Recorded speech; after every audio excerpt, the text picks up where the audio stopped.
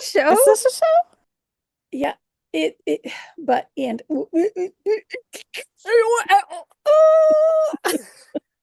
I Yes, hear I it's a think we were just positively busy. fun show. Yes. We are having some fun.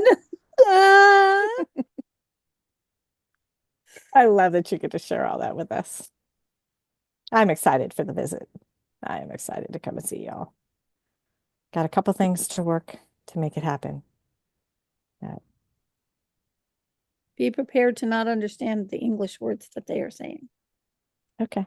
because their drawl down here, down south here, is so strong. I don't even hear it anymore, but you will. Oh yeah. Yeah. Yeah. My natural born sister, she's the one who picks up on that stuff very well. Me, I've lived down here in Florida for, let's not talk about how long. I've lived here in Florida for a very long time. And people still know that I was born and raised in the North. So,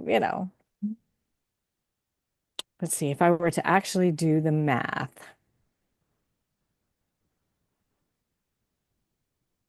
40,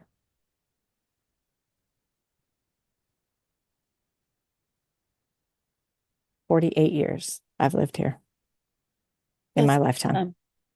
Yeah. And I'm only 55. I've never. Yep. 48 years of my life have been spent in the state of Florida. And I Only mean, six, only 6 years of my Vermont life. was my longest. Well, shortly after my brother was born, we moved to Winter Park. And then we moved up here to the Panhandle. And then after my parents divorced, I was 12 and I lived up there until I was 17. So, nope, take it back. 7 years. 7 years I spent in the state of Michigan. The rest of my life has been here in Florida. I had Every many, time I try to leave, every time I try to leave, God keeps bringing me back. had many years in Vermont, but and I was thinking, oh, I had lots and lots of years in Vermont, but I really didn't. Um, so I was like, oh, I had my kids all in Vermont. And I did stay there until the youngest was in ninth grade. So I guess that's a while. She would have been 14. So 24 years, maybe. Yeah, in Vermont. But considering that I had 5 children in that time, Mhm. it's not actually all that No, no, not really. Not really. long. You want No, to know and the I best lived in many part? different houses when I lived in Vermont. So, Oh yeah, yeah. Let's not talk about that. I'm just talking state-wise. I'm right? not. Let's not. After my parents divorced, my mom moved 13 times in 5 years. 13 times because we were 12. Actually, no, she moved that in 4 years because I moved away from home when I was 16. When I was a kid, we camped one summer. Yeah, Yeah, we were homeless. My parents took us camping for the summer. right? As I got Well, older, and my brother and I were talking, we realized no, we were homeless. well, technically, when I was doing all that traveling, Yeah. technically, for the first, let's see, I bought my house, my travel trailer. I bought that 6 months. No, it was a year later, actually. It was a year later. So technically, for a year, I was homeless. And again, we just traveled, stayed with friends. I was attending those business seminars that we were attending. And that's how I met you. Had I not done any of that, had I not said yes to that, you And how I see, know that this was a homeless situation is us children were 6 and under. and there were four of us. No woman in their right mind chooses to go camping for 2 months with four children under 6 years old. Right.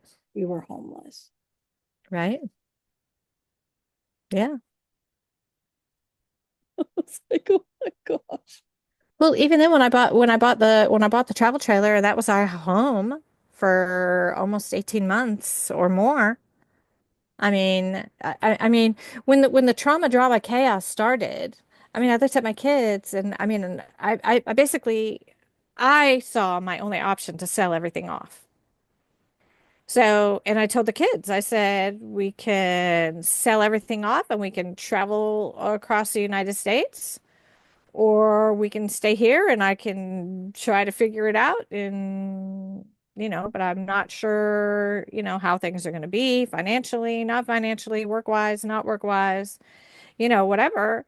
And we had our family meeting. I think that's the other biggest thing as to why we are such a strong family is because I always included my kids, not in every adult conversation, but in the conversations that would affect them. So the fact that we were going to be traveling, we got to go to New York and spend some time with my girlfriend there. We got to head out. We spent some time with you in Arizona, between you and my sister in Arizona and California for a while. When I first became a single mom, we went out to my sister's in California when she used to live out there. And we were out there for, let's see, 6 months. And then I had to come back to Florida because I had to take care of some legal stuff. And it was at that point when that legal stuff was taken care of that we just full on traveled. And the kids loved it. Like I said, they still talk about it. So there are choices.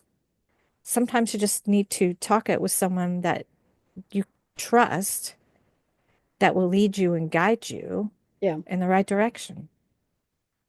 And your life doesn't have to look like anybody else's. It's not meant to look like anybody else's. We are all uniquely created. We all have our own unique talents. We all have our own unique stories to share. And just another little nugget for anybody out there, share your story. Share your story. Because there are people out there who need to hear it. Some people just want to hear it because they want to do whatever. But there are some people out there who need it. That your story may be the knot at the end of somebody's rope. And then when they read your story or they hear your story, it gives them more strength and courage to continue to hold on and not completely let go, even though they're at the end of their rope.